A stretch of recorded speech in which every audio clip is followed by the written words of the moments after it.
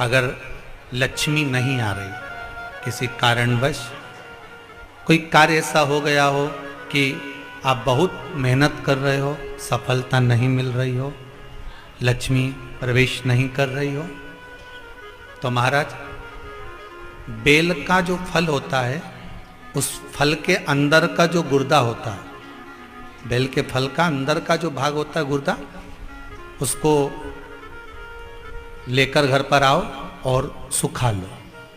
सुखाने के बाद उसको जलाओ, जलाकर उसकी भस्म तैयार करो। उस भस्म को अच्छा बढ़िया पीस लो, पीस कर कपड़े से छान लो महाराज। उसको छान कर जब आप शंकर भगवान का पूजन करने के लिए शिव मंदिर में जाएं महाराज,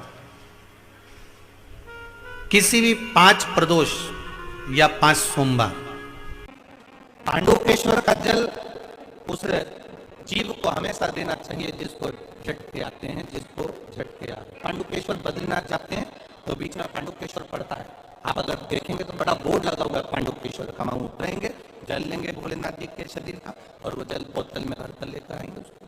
पांडुकेश्वर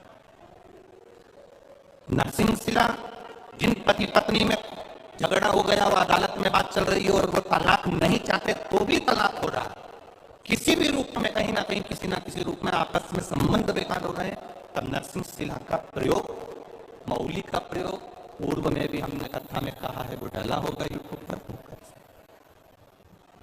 भगवान शिव का अधिक मास की अमावस्या समापन और सावन का महीने का लग्न, ये भगवान शंकर के शंभेश्वर रूप का प्रागट्य है।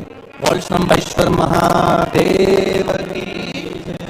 भगवान शिव का एक स्वरूप शंभेश्वर महादेव के रूप में प्रकट हो जाता है।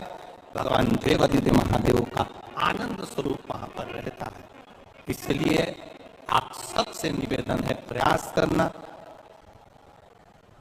33 मालपुओं का दान शंकर भगवान के सुंदर अधिक मास के महीने में अवश्य करें।